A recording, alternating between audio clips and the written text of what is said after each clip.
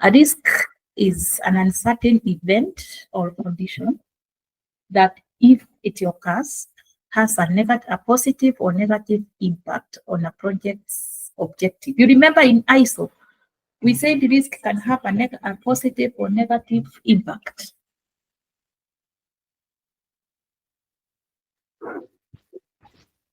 So a risk is characterized by an event, the probability of occurrence, and the impacts or the consequence of that occurrence. So a risk can either have a positive or negative impact on a project's objective. I think we remember this from ISO.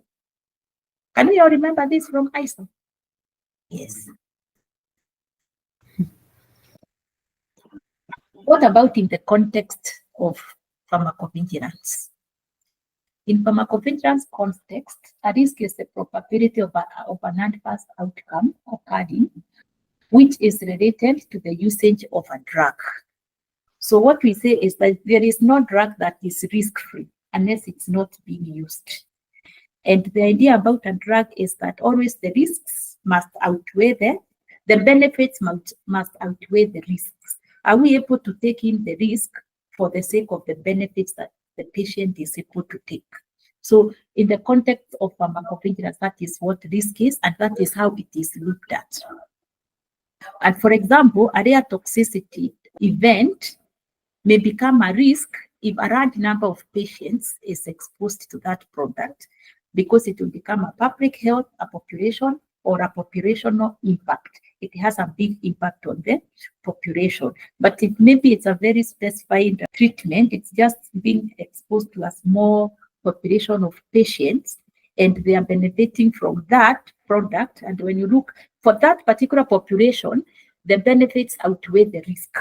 But if you expose a bigger population to that, then the risks could actually outweigh the benefits. So it could be either way in pharmacovigilance.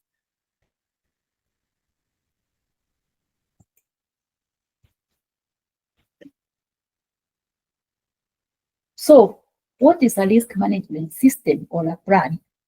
So a plan, of course, it's a description of the management system. The risk management plan is a detailed description of the risk management system, and the system refers to the various activities and the interventions that are designed to identify, characterize, prevent, or minimize risks.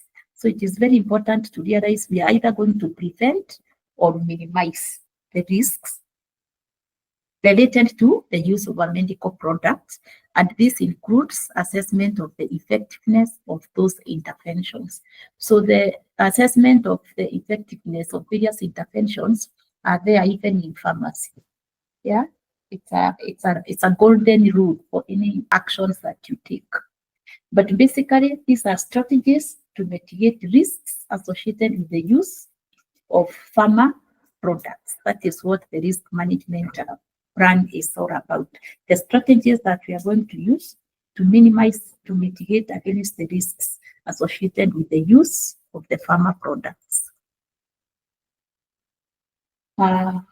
Closer home, this is what the Pharmacy and Poisons Board defines a risk management plan as. It's a systematic approach and set of pharmacovigilance activities and interventions designed to identify, characterize, prevent, or minimize risks relating to medicinal products, and the assessment of the effectiveness of these interventions, and how these risks will be communicated to the board and to the general population. So the issue of the communication of the risk here becomes, because then if there is a risk, it needs to be communicated. How is it going to be communicated? That becomes part of the risk management plans. So why do we need a risk management plan?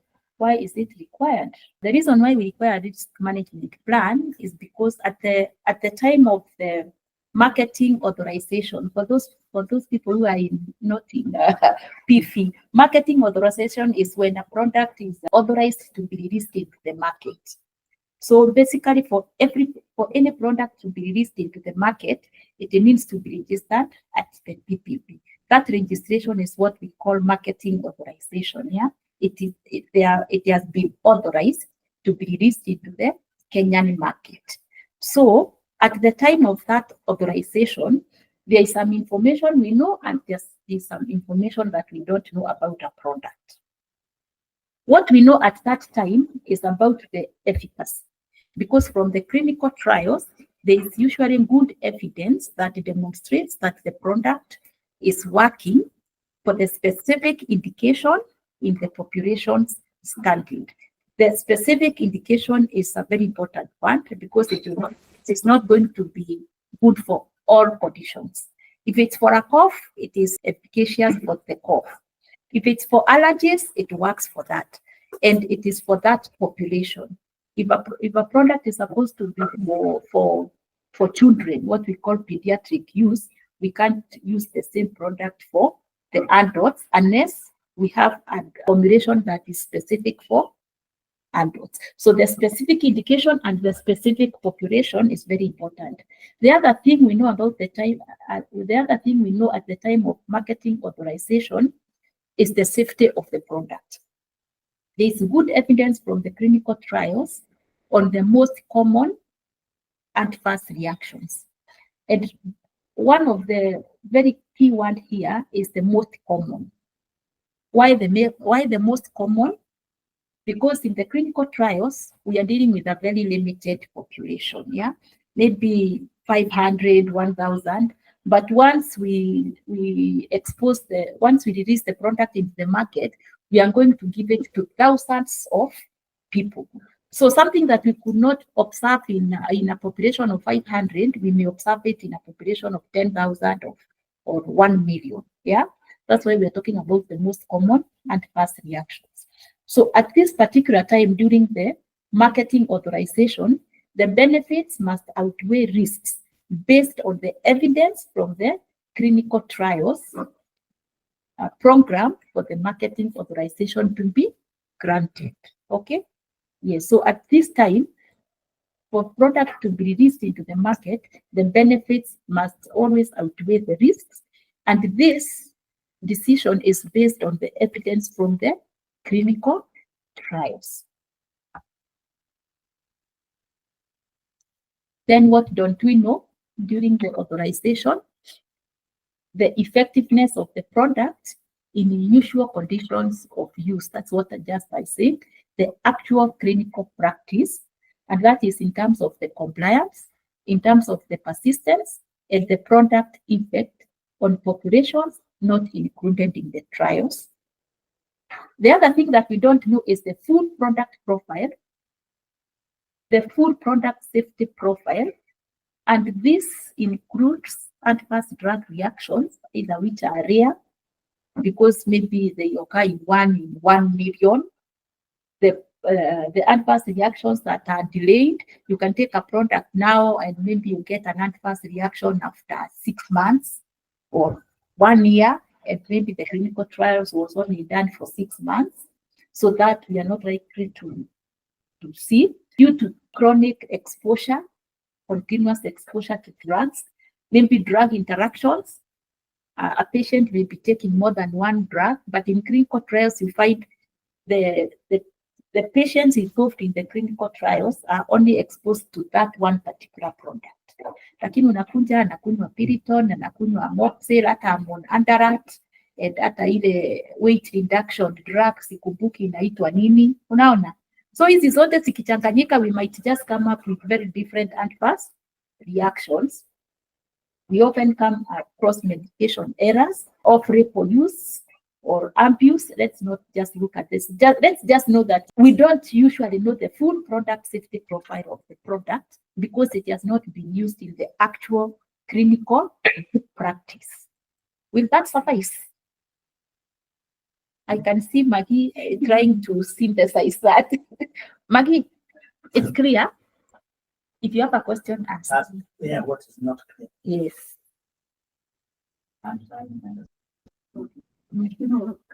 some of these. So the main purpose of the risk management plan is depicted there. So at the time of the marketing authorization, there are a lot of identified risks that are known, but the potential risks and the missing information, ndio kidogo, si ndio?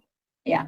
But as we continue to use the drug, the scale tilts. Now the identified risks, which are known risks, become less, and potential risks and missing information are up.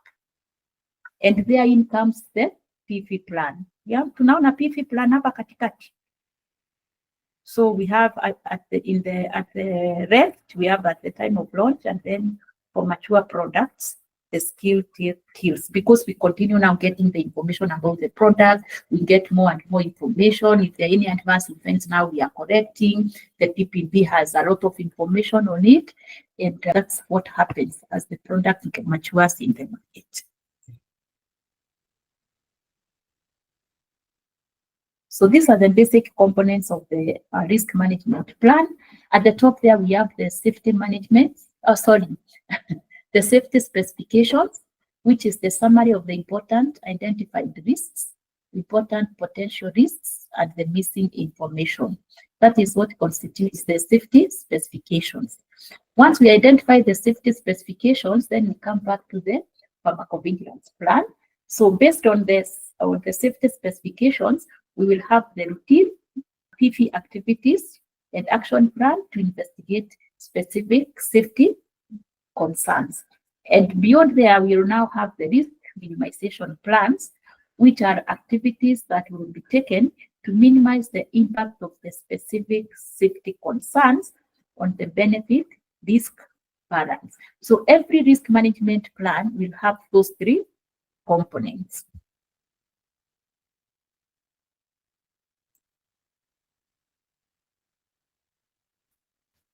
So if we look at these components in detail, safety specifications, this is what is very, very important because it informs the other two components of the risk management plans.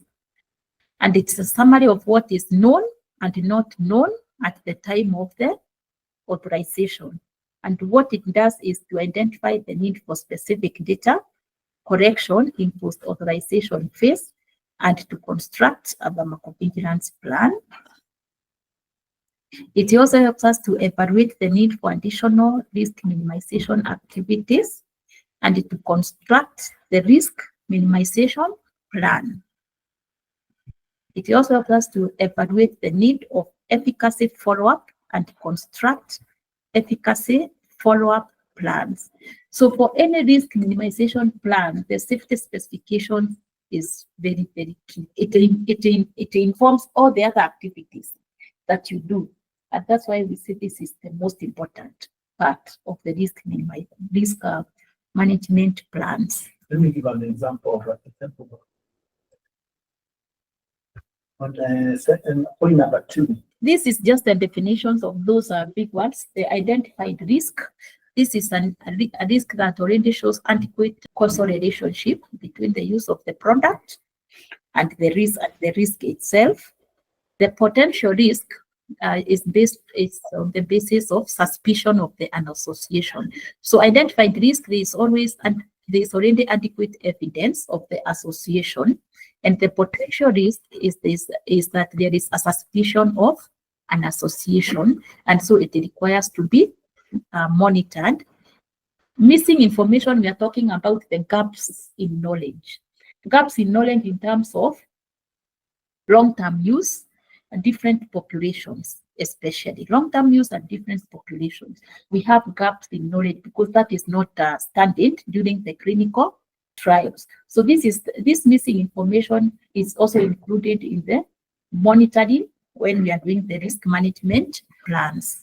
So that's what really identified risk, potential risk, and the missing information mean. So pharmacovigilance plans, what it simply means is that you need to monitor your drug. Yes, you have released the product in the market. please monitor it and tell us whether it continues having a positive benefit risk balance in the market today, 5 years to come, 10 years to come, in all the populations that it is being used in. So the aim is to identify and characterize known and unknown risks and to set up an action plan for each safety concern. So for each safety concern, there will be an action point to address that. For products with no special concerns, we just do the standard or the routine pharmacovigilance activities like the NDR reporting. That's what we do, signal detections, PSURs.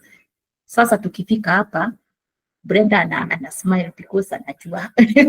Then we look at implementing additional pharmacovigilance activities, and we are going to look at which are those activities.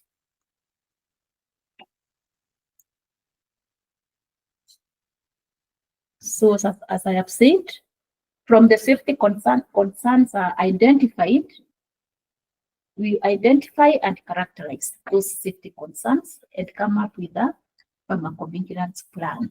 Pharmacovigilance plan will have routine activities, and we have additional activities, and we have another class there of additional activities about the effectiveness of the risk minimization measures. And actually, this comes to any concern, even in the business. You'll have those routine activities that you do to ensure that the process works. And if it doesn't work, then you may come up with additional things to do to cover up that. So the routine activities is what we are always doing: correction of ADRs, case report follow-ups, signal detection, literature review. We are always doing this. Additional activities, it's active surveillance. Maybe you decide now you are going to look at how a certain product is doing in a specific population. Maybe you want to see how it is doing in children, maybe in the elderly, maybe in the people with diabetes. Now you go into specifics and do a study in specific populations. Or registry, you can decide, like, you go to Kenyatta and look at their records and see how certain patients are reacting to certain drugs. Record linkages, this is usually not in Kenya. This is where the medical records are really digitized. Case control cases, cohort studies, drug utilization studies, and clinical trials. All these are additional pharmacovigilance plan activities. And of course, we need to assess the effectiveness of those measures. So basically, pharmacovigilance activities, routine activities, and additional activities based on safety concerns that are identified at the safety concerns identification level. Risk minimization plans, again, from the safety concerns, we want to prevent or minimize those risks. And how do we do it? Again, we have the routine risk minimization activities and the additional risk minimization activities. Routine is what is always done. It's not actually active. It's done even at the beginning of authorization. We have the product information. Ukinunua dawa kuko na karatasi kanakuanga hapo ndani kakwambia how to use the product and maybe the adverse events to expect, right? That is part of the routine risk minimization measures. Sasa mnaona already mko na moja. The legal status. There are some products that you cannot buy without a prescription. That's a routine risk minimization measures. There are some drugs you can buy off at the counter. There are drugs that you can buy at the pharmacy without a prescription. There are some drugs you can buy at the pharmacy, but you must have a prescription.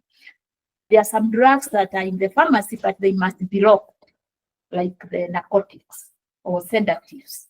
Yeah, zenye watu wana abuse. So all those legal status categories is part of the risk minimization measures. Then we have the pack size limitations. Those drugs that are very sensitive, na utaona imeletwa a pack of 10, a pack of 5. Ndio ukinunua, by the time you go for another pack, maybe you will see a doctor or you find a pharmacist. Ataenda kuuliza na zile 5 ulinunua, ukizikunywa ulisikia aje? na si pengine you need to go and have this and this test done, you see. Lakini ukipatiwa for 3 months, si utaenda tu endelee kukunywa, even if there is something not right happening. So the pack sizes is part of the routine risk minimization measure. It's not about like you just stay like this and say, okay, I'll make it in 10s or I'll make it in 30s. Unaona, kuko na dawa zingine utaambiwa nikikupatia hizi 10, you can't buy others unless you have another prescription. There's another prescription you can refill. You get it? All those are part of the routine risk minimization measures. Additional risk minimization measures is maybe a drug has been identified to have a certain risk, and so we need to control his distribution. So we can have the education materials for patients. We can have education materials for the healthcare providers. We can have the controlled distribution. We can say this product will only be distributed to expectant mothers only. Distribution, and you cannot distribute it to any other population, limited prescription, or we can come with any others depending on the product. So those two, risk minimization, routine risk minimization, and additional risk minimization, will constitute a risk minimization plan. Any question so far? He said this is going to be a bit technical, but I'm trying to I'm trying to go very slow technical terms so that we can grasp what it is. Are you okay with that? Okay. So for additional risk minimization measures, there are measures that are focused on healthcare professionals. There are measures that are focused on the patient, and there are measures that are focused on controlled access program, as we said. So healthcare professionals, we can communicate to the doctors, we can change the prescribing guides for the pharmacists, maybe specific trainings for the different healthcare professionals. Or the patient, we could have the patient cards, maybe reminders, the patient booklet. Sometimes for the patient booklets, you find maybe you go to the diabetes clinic and you find booklets of the table talking about a certain product. That is part of the additional risk minimization measures. And then controlled programs, like I said, pregnancy prevention program and all that. So the risk and additional risk minimization measures are what we do over and beyond the normal measures.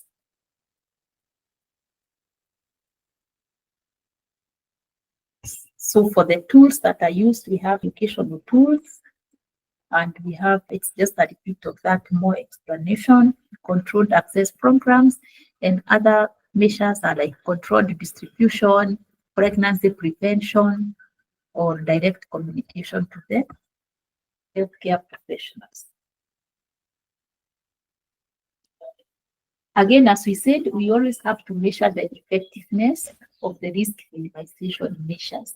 You decide, maybe we have distributed these materials for 2 years. What impact is it having? Have the effects reduced? And the patient now more informed, you know? So you want to look at whether whether your activities have been effective.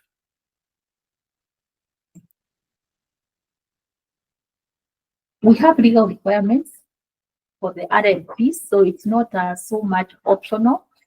Some drug owners, or what we call the MDHs, are obliged to submit RMPs based on the specific country's requirement. Different countries will have different requirements for the risk management plans.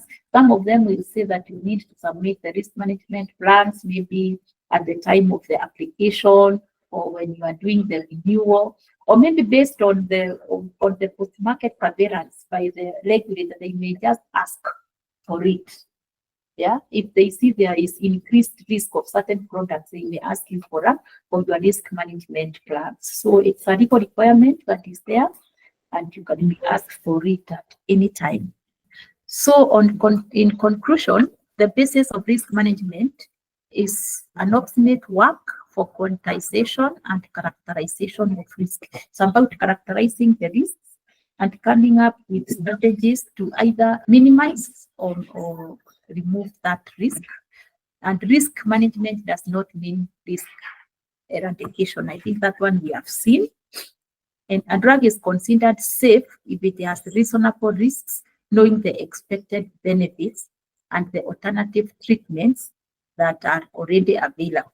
At any one time, the benefits must outweigh the risks, and the patient should be able to be informed to know that, so that they can accept the risk as a trade-off for the benefits that they get. That's why you get that patient leaflet. They'll tell you you may experience this, and that, but you know the benefits that you're getting.